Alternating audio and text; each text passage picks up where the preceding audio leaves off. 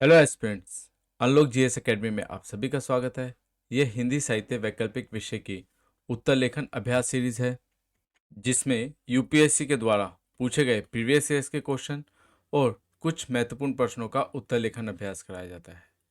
और इसी उत्तर लेखन अभ्यास की तरह हमारी एक मेंस आंसर अप्रोच मास सीरीज चल रही है, जिसमें जीएस से रिलेटेड पेपर 1, 2, 3 एंड 4 से रिलेटेड क्वेश्चंस का उत्तर लेखन अभ्यास कराया जाता है और आप इसे भी फॉलो कर सकते हैं। तो आज का सत्र प्रारंभ करते हैं और ये 16वां सत्र है। और सत्र प्रारंभ करने से पहले हम देखेंगे कि हमने हिंदी पाठ्यक्रम में से उपन्यास खंड को उठाया है, जिसमें प्रश्न पत्र 1 से उपन्यास और यथार्थवाद, हिंदी उपन्यासों का उद्भव और विकास, प्रमुख उपन्यासकार प्रेमचंद, जयंत, यशपाल, रेणु और भीष्म सानी, और प्रश्न पत्र 2 से प्रेमचंद की गोदान, यशपाल की दिव्या, रेणु की मैला आंचल एवं मनु भंडारी की महाभोज के हम प्रश्नों का उत्तर लेखन अभ्यास करेंगे। तो चलिए, और आज का ये 71वां प्रश्न है और इससे पहले 1 से लेकर 70 तक के प्रश्न हम पहले वाले वीडियोस में कर चुके हैं, तो आप उन्हें जाके देख सकते हैं। तो प्रारंभ करते हैं। गोदान में प्रस्तुत गांव और शहर की कथाओं के संबंध पर विचार करते हुए उपन्यास के उद्देश्य पर प्रकाश डालिए। ये यूपीएससी के द्वारा 2001 में पूछा गया क्वेश्चन है। तो इसका परिचय हम किस तरह से लिखेंगे कि देखते हैं। इसमें हमें ये बताना है कि गांव और शहर की दोनों ही कथाएं समानांतर क्यों चलाई हैं भाई प्रेमचंद जी ने। तो इसका परिचय देखते हैं हम। कि परिचय में हम लिखेंगे कि प्रेमचंद होरी के माध्यम से एक साधारण भारतीय किसान की त्रासदी दिखाना चाहते थे, तो शहर की कथा को लाने की जरूरत ही क्या थी। केवल ग्रामीण कथा दिखाकर कथानक को सघन बनाए रखते हुए वे पाठक को ज़्यादा प्रभाव पैदा कर सकते थे। वस्तुतः प्रेमचंद जानते थे कि शहरी कथा की उपस्थिति कथानक को ढीला ढाला बना सकती है। तब भी उन्होंने ग्रामीण क्षेत्र के साथ साथ शहरी कथा को रखा है, जिसके प्रमुख कारण हैं। पहला, इसमें प्रेमचंद शोषण की प्रक्रिया को समग्र रूप में दिखाना चाहते थे। किसान का शोषण केवल ग्रामीण संदर्भ में होता था ऐसा नहीं है। जमींदार के कारिंदे व साहूकार तो गांव में नजर आते हैं, किंतु जमींदार शहर में रहता है और जमींदार खुद किस शोषण तंत्र का हिस्सा है, इसका खुलासा शहर में ही हो सकता था। दूसरा, वे ऐसे संक्रमण काल में थे जहां सामंतवाद की खोख से पूंजीवाद जन्म ले रहा था। इन दोनों व्यवस्थाओं के लक्षण दिखाने के लिए जरूरी था कि गांव की कथा के समक्ष शहरी कथा को रखें। तीसरा, गांव और शहर दोनों ही स्थितियों में निम्न वर्ग किस प्रकार शोषण का शिकार होता है। जब गांव का कोई युवक धन कमाने शहर जाता है, तो वहां की घुटन भरी स्थितियां उसे अजनबी बना देती हैं। अगला, एक तरफ मेहनत की दुनिया और दूसरी तरफ मुनाफे की दुनिया। मतलब मेहनत की दुनिया कौन सी, के ग्रामीण क्षेत्र, और मुनाफे की दुनिया शहरी में अंतर्विरोध भी दिखाना चाहते थे। यह तभी संभव था जब एक और होरी जैसा चरित्र हो तो दूसरी ओर मिस्टर खन्ना जैसा। जो होरी है वो किसान है और मिस्टर खन्ना इसमें पूंजीपति व्यक्ति है। अगला, गोदान में लोकतंत्र और प्रशासन पर जो व्यंग किए गए थे वो भी इसी योजना के द्वारा पूरे हो पाए हैं। इसका उद्देश्य क्या था कि गोदान औपनिवेशिक शासन के अंतर्गत किसान का महाजनी व्यवस्था में चलने वाले निरंतर शोषण तथा उसके कारण किसान से मजदूर में परिवर्तन की त्रासदी का चित्रण है, एवं किसानों का शोषण करने वाली शक्तियों को समाज के सम्मुख अनावृत करना था, ताकि भारतीय जनमानस में नवीन चेतना का संचार तथा सामाजिक विषमता एवं विरूपता को दूर किया जा सके। इसका निष्कर्ष हम किस तरह से लिखेंगे कि प्रेमचंद गोदान को भारतीय जीवन के महाकाव्यात्मक उपन्यास के रूप में रचना चाहते थे। इसके लिए जरूरी था कि ग्रामीण भारत के साथ साथ शहरी भारत भी रचना में उपस्थित हो और संपूर्ण भारतीय जनमानस की चेतना में शोषण के प्रति मूलभूत परिवर्तन हो सके। तो अगले प्रश्न की ओर चलते हैं। अगला प्रश्न, क्या आपको गोदान पढ़ते हुए यह लगता है कि होरी का जीवन दुखद का एक लंबा नाटक है जिसमें सुख के भी कुछ दृश्य हैं। प्रमाण सहित उत्तर दीजिए। ये यूपीएससी के द्वारा 2008 में पूछा गया क्वेश्चन है कि गोदान में पढ़ते हुए भाई दुख के तो हमें पता ही है कि सबसे बड़ी दुख की क्या बात थी कि उसके पास एक गाय नहीं थी। गोदान जो मेन गोदान का केंद्रीय विषय है वो गाय के ऊपर है कि भाई जो किसान है उसके पास एक गाय नहीं है। उसके बाद जब उसका बेटा भोला राम के पास जाता है गाय लेने, तो वे वहाँ पर झुनिया को देखता है और झुनिया से प्रेम संबंध स्थापित हो जाता है और वो उसे अपने घर ले आता है। तो उस वक्त होरी को होरी के खिलाफ पंचायत बैठती है और पंचायत उसके खिलाफ जुर्माना लगाती है। दुखद की जो क्षण है। उसके बाद उसके जब स्टार्टिंग में बच्चे मर जाते हैं वो दुखद का क्षण है। और उसका जब भाई भाग जाता है अपनी वाइफ को छोड़ के तब दुखद का क्षण है। वो अपने भाई के परिवार को भी संभालता है। और जब वह रण के लिए ईख की खेत फसल उगती है तो उसके बाद वह जब मील के बाहर खड़ा होता है तो जो देनदार होते हैं उससे उसका सारा पैसा वहीं ले जाते हैं। तो वह दुख का समय है। इसी तरह कुछ सुख के भी दृश्य हैं जो हम देखेंगे। तो देखते हैं इसका परिचय हम किस तरह से प्रारंभ करेंगे। इसका परिचय। गोदान का प्रमुख पात्र होरी एक अत्यंत साधारण व्यक्ति है। सामाजिक स्तर, शिक्षा दीक्षा, आर्थिक स्थिति, व्यक्तित्व, चारित्रिक गुण आदि किसी भी दृष्टि से वह विशिष्ट नहीं है। पर प्रेमचंद ने होरी की साधारणता को ही ऐसा वैशिष्ट्य प्रदान कर दिया है कि हम उसके दुर्भाग्य की कहानी से गुजरते हुए भयंकर त्रास हो गहरी करुणा का अनुभव करते हैं। होरी के दुखों की शुरुआत का कारण उसकी महत्वाकांक्षा है। वह चाहता है कि उसके पास एक गाय हो।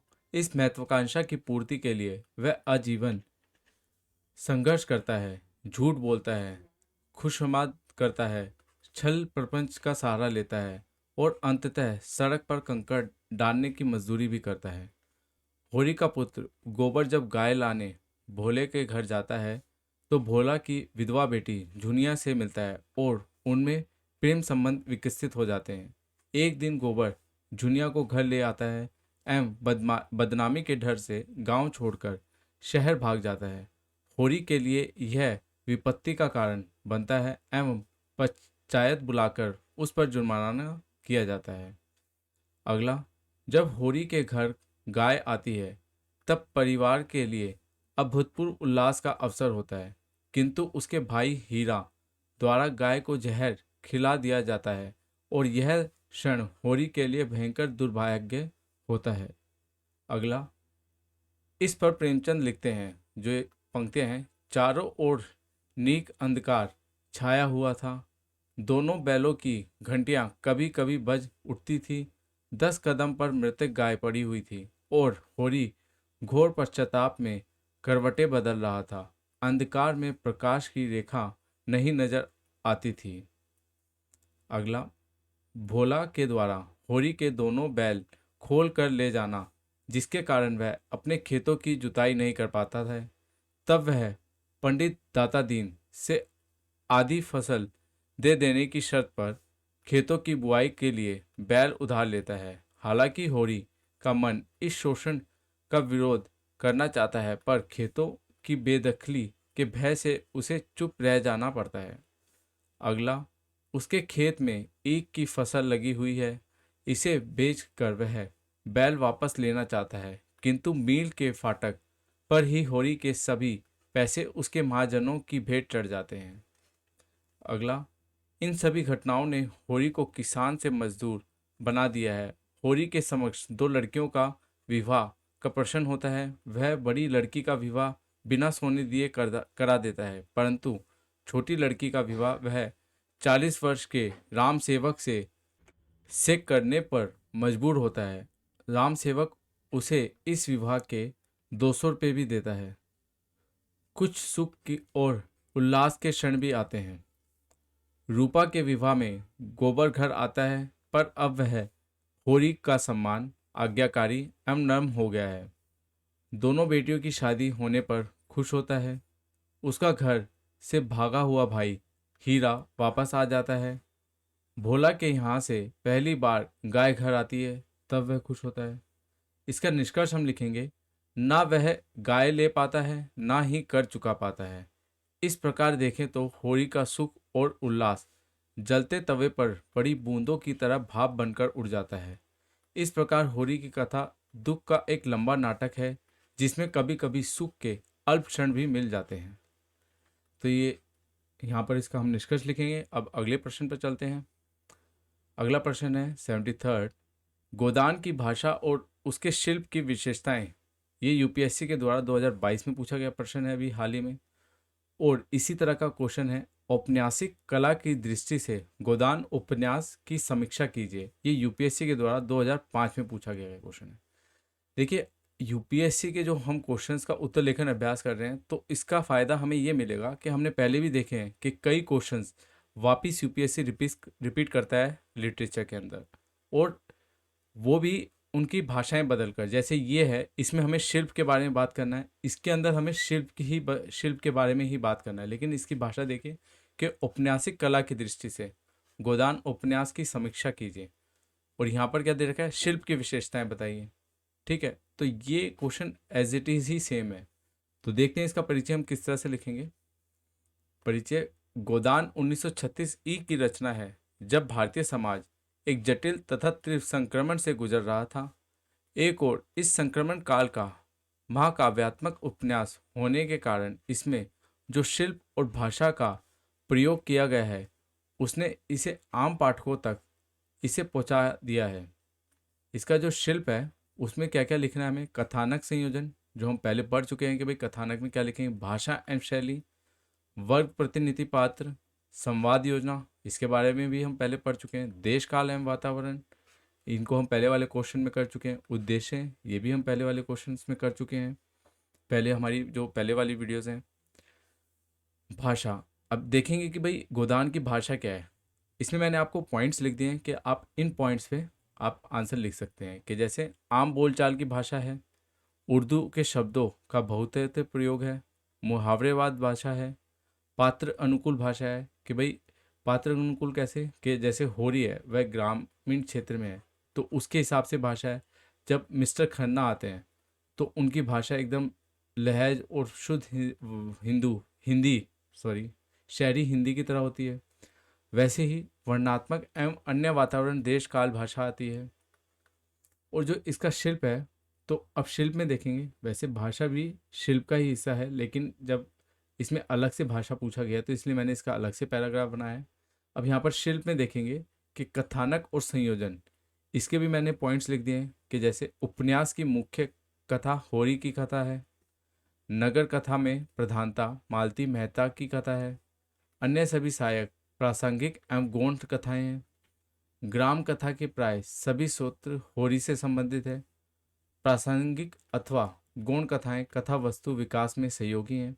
कि भाई जो छोटी छोटी कथाएं आ रही हैं वो प्रासंगिक हैं या नहीं है, वो काम की हैं या वैसे ही उन्हें बस प्रेमचंद जी ने उसे ऐड कर दिया है, या वो कथा वस्तु में फिट बैठ रही है नहीं। तो ये भी है कि भाई जो गोदान की जो गौण कथाएं हैं वो कथा वस्तु के साथ एक लय में बैठ रही है। कि आपको पढ़ते वैसे नहीं लगेगा कि भाई ये अलग से कहीं आ गया है, ये कहीं से पार्ट ये गई, या ये कहानी कहीं से अलग से ऐड हो गई है। वो बिल्कुल एक लगता है कि भाई एक श्रृंखलाबद्ध कथाएं चल रही है। तो इसका अगला देखते हैं, संवाद योजना। भाई बताया था संवाद योजना एक चुस्त संवाद होना चाहिए और छोटा होना चाहिए, जो पाठक को बोरियत महसूस ना हो। तो इसकी में देखते हैं कि भाई आम बोलचाल के शब्दों से निर्मित बोधगम्य, चित्रित परिवेश एवं पात्रों के अनुकूल संवाद हो, प्रसंग अनुकूल, सहज, स्वाभाविक और प्रभावशाली संवाद हो। भाई चित्रित परिवेश कैसे, भाई जैसा चित्रित, जैसा दृश्य हो, जैसा ग्रामीण क्षेत्र है या फिर शहरी क्षेत्र है, उस हिसाब से उसका संवाद होना चाहिए। पात्रों के अनुकूल, भाई पात्र कैसा है, हो रही है तो वो उसके ग्रामीण क्षेत्र की, या गोबर है तो वो जब शहर में जाता है तो वो वहाँ पर एक ग्रामीण भाषा में प्रारंभ करता है। इसी तरह की देश काल वातावरण, युगीन जीवन के यथार्थ चित्रण में सफल पात्र, भाषा और संवाद सभी परिवेश में विश्वसनीय चित्रण में सहायक, किसान से मजदूर में परिवर्तन की समस्या की समकालीनता। अगला वर्ग प्रतिनिधित्व पात्र, इसमें देखेंगे कि बिंदु हमने क्या क्या लिए हैं। कि परंपरागत भारतीय किसान वर्ग का प्रतिनिधि होली करता है। प्रगतिशील युवा किसानों का प्रतिनिधि गोबर करता है। दलित वर्ग के प्रतिनिधि सिलिया और कलिया करती है। ब्राह्मण वर्ग के प्रतिनिधि दाता दीन और माता दीन है। नारी पात्रों का प्रतिनिधि धनिया, झुनिया, सिलिया आदि हैं। तो इसके वर्ग प्रतिनिधि भी हमें बताना है। उद्देश्य, भाई उद्देश्य क्या था इसका? महाजनी शोषण के कारण किसान से मजदूर में परिवर्तन की त्रासदी का चित्रण दर्शाना है। किसानों का शोषण करने वाली शक्तियों को समाज के सम्मुख अनावृत करना है। इसका निष्कर्ष किस तरह से लिखेंगे हम? कि गोदान का शिल्प भाषा ऐसी है कि जिसमें आम आदमी इस दुर्भाग्य भरी कहानी से गुजरते हुए भयंकर त्रास और गहरी करुणा का स्वयं अनुभव करने लगता है। तो अगले प्रश्न पर चलते हैं। अब अगला प्रश्न है 74th। गोदान दो पीढ़ियों की टकराहट की कथा है जो मुख्यतः होरी और गोबर के द्वंद्व से व्यक्त हुई है। इस कथन के आलोक में गोदान में विद्यमान पीढ़ी संघर्ष पर विचार करें। तो देखते हैं, इस तरह का अभी तक यूपीएससी में क्वेश्चन नहीं पूछा गया है कि पीढ़ी संघर्ष पर विचार करें। तो इसका परिचय हम देखेंगे किस तरह से प्रारंभ करेंगे कि गोदान 1936 में का उपन्यास है। यह दौर भारत के इतिहास का एक तीव्र संक्रमण काल था जिसमें मध्यकालीनता के अवशेष छिन्न भिन्न हो रहे थे और आधुनिक शक्तियां पहली बार अपनी पैठ बना रही थीं। कृषि प्रधान अर्थव्यवस्था, ग्रामीण संरचना और सामंतवाद जैसे तत्व धीरे धीरे कमजोर हो रहे थे, जबकि उद्योग प्रधान अर्थव्यवस्था, शहरी सामाजिक संरचना और पूंजीवादी जैसी संरचनाएं उभर रही थी। जब समाज इतनी तीव्र गति से परिवर्तन हो रहा हो तो स्वाभाविक है कि पीढ़ियों के मध्य वैचारिक संघर्ष पनपेंगे ही। अगला देखते हैं इसमें कि गोदान में पीढ़ी संघर्ष यूं तो कई चरित्रों के माध्यम से दिखाया गया है, किंतु सभी का महत्व बराबर नहीं है। भोला और उसकी पुत्री झुनिया की टकराहट में विधवा नारी की स्वतंत्रता के तनाव की गूंज सुनाई पड़ती है, तो मथुरा और उसके पिता में दहेज के मुद्दे पर टकराव दिखता है। दाता दीन, माता दीन तथा सिलिया और उसके माता पिता के विचारों में भी पीढ़ीगत अंतराल नजर आता है। होरी और गोबर की पीढ़ीगत टकराहट निम्नलिखित बिंदु पर दिखाई पड़ती है। पहला, होरी का स्वाभाविक रूप से एक यथास्थितिवाद चरित्र है, जबकि गोबर विद्रोही मानसिकता का युवक है। अगला, होरी मान्यता है कि ऊंच नीच या विषमताएं ईश्वर द्वारा निर्मित हैं तथा हमारे ही कर्मों का परिणाम है, जबकि गोबर ऐसी विचारधारा का विरोध करता है। होरी कहता है छोटे बड़े भगवान के घर से बनकर आते हैं, जबकि गोबर की पंक्तियां हैं ये सब मन को समझने की बातें हैं, समझाने की बातें हैं, भगवान सबको बराबर बनाते हैं। तीसरा, होरी सामंतवादी समाज के अनुरूप संयुक्त परिवार व्यवस्था में अखंड विश्वास रखता है। गोबर का दृष्टिकोण पूंजीवादी और नगरीय संरचना के कारण एकल परिवार के पक्ष में दिखता है। होरी की पंक्तियां हैं अपने भाई लाख बुरे हों तो अपने भाई ही हैं। गोबर कहता है कि क्या घर में मेरा हिस्सा नहीं है? अगर झुनिया पर किसी ने हाथ उठाया तो आज महाभारत हो जाएगा। अगला, होरी समाज के समझ व्यक्ति को महत्व नहीं देता। बिरादरी और मर्जाद को दबाव होरी पर इतना अधिक है कि वह हर अन्याय सहने को तैयार है। इसके विपरीत गोबर की दृष्टि में यह सब निरर्थक व महत्वहीन है। होरी, हम सब बिरादरी के चाकर हैं, उसके बाहर नहीं जा सकते। गोबर, रुपए हो तो ना हुक्का पानी का काम है ना जात बिरादरी का, दुनिया पैसे की है। इसमें निष्कर्ष लिखेंगे स्पष्ट है कि गोदान में होरी और गोबर की पीढ़ी संघर्ष के माध्यम से प्रेमचंद ने अपने युग के संक्रमण को गहराई के साथ प्रस्तुत किया है। अगले प्रश्न की ओर चलते हैं। प्रेमचंद जी के अधिकांश पात्र व्यक्ति ना होकर एक वर्ग विशेष के प्रतिनिधि हैं। ये यूपीएससी के द्वारा 2021 में पूछा गया क्वेश्चन है और इसी तरह का क्वेश्चन एक बीपीएससी में भी पूछ रखा है, बिहार पीसीएस में। ये क्वेश्चन आपको अपने स्तर पर लिखना है और इसका अगर हम आइडिया दें तो भाई इसमें हमें ये बताना है कि भाई किस तरह से जो परंपरागत भारतीय किसान है तो उसका प्रतिनिधि होरी किस तरह से कर रहा है। यहाँ पर जो युवा किसान का प्रतिनिधि गोबर है वो कर रहा है। किस तरह से अगर देखें तो जो महाजन वर्ग है उसका प्रतिनिधि कौन कर रहा है, सुआइयन कर रहा है, दाता दीन कर रहा है, झिंगुरी सिंह कर रहा है। ठीक है। और इसी तरह अगर हम देखें कि जमींदार और पूंजीपति वर्ग का प्रतिनिधि राय साहब, अमरपाल सिंह, यहाँ पर मिस्टर खन्ना। और दलित वर्ग का प्रतिनिधि कौन कर रहा है, सीलिया कर रही है, कलिया कर रही है, हरकू कर रहा है। और इसी तरह से अगर ब्राह्मण वर्ग का प्रतिनिधि देखें तो वो कौन कर रहा है, दाता दीन और माता दीन।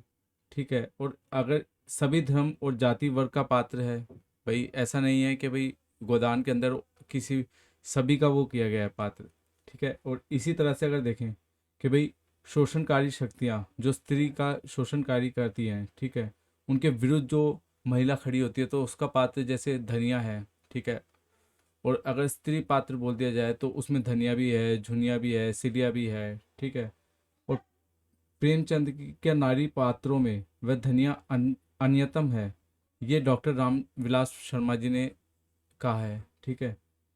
इस तरह से मतलब आपको ये बताना है कि भाई ये केवल पात्र व्यक्ति का ना होकर वर्ग विशेष का प्रतिनिधि कैसे करता है, तो आपको बताते जाना है भाई ये सारी के सारे पॉइंट्स लिख के। ठीक है। अगला क्वेश्चन देखते हैं कि समकालीन विमर्शों के परिप्रेक्ष्य में गोदान का मूल्यांकन करें। ये भी अभी तक यूपीएससी में नहीं पूछा गया है, तो इसको भी आपको अपने स्तर पर लिख के देखना है। देखो लिखना सब कुछ वही है कि भाई चीज़ें घुमा के आपको बस एक लिंक करना आना चाहिए। अब हमने गोदान पे इतने क्वेश्चन कर दिए हैं, कम से कम हमने 10-12 क्वेश्चन गोदान पे कर लिए हैं प्रैक्टिस। अब ये 3-4 क्वेश्चन आपको खुद लिख के और इसको कमेंट बॉक्स में पोस्ट करना है। ठीक है। तो इसमें जो हम लिखेंगे, तो समकालीन विमर्शों से क्या तात्पर्य है कि भाई नारी चेतना के बारे में बात करना। ठीक है। दलित चेतना के बारे में बात करना। अब नारी चेतना में आप क्या लिखेंगे कि भाई दहेज प्रथा के ऊपर चोट की गई किस तरह से, जब होरी कहता है, जब अपनी बड़ी बेटी का विवाह करता है कि भाई सोना दिए बिना मैंने विवाह कर दिया, तो मतलब वहाँ पर दहेज देने की ही बात हो रही थी। ठीक है। दूसरा नारी चेतना में हम क्या दिखाएंगे कि अमेल विवाह। ठीक है। किसके बीच में हुआ, होरी की जो छोटी बेटी है वह राम सेवक से ब्याह करवा देता है। जब आपको ध्यान हो कि भाई हमने देखा था आगे 200 रुपये राम सेवक के 200 रुपये होरी को देता है। ठीक है। इसी तरह से अगर नारी चेतना की बात करें तो धनिया का विद्रोही रूप दिखाना है कि जब पंचायत में उसको बोलते हैं भाई हुक्का पानी बंद हो जाएगा। ठीक है। और अगला कि इसमें हम दिखाएंगे कि मिस्टर खन्ना किस तरह से शोषण करता है। ठीक है। इसके आगे दिखाएंगे कि भाई किस तरह से विधवा समस्या है जो वो कैसे है, विधवा समस्या झुनिया के तौर पे। ठीक है।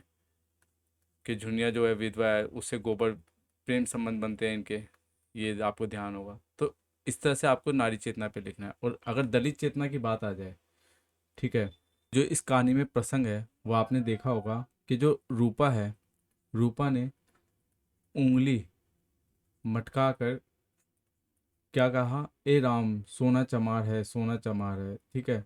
इसी तरह दाता दीन जो निम्न जातियों के जो दाता दीन है वो पुरोहित वर्ग के हैं, तो दाता दीन जो क्या कहते हैं कि नीच जात जहाँ पेट भर रोटी खाई और टेढ़े चले, इसी से तो संतारों में कहा है नीच जात लतियाए अच्छा।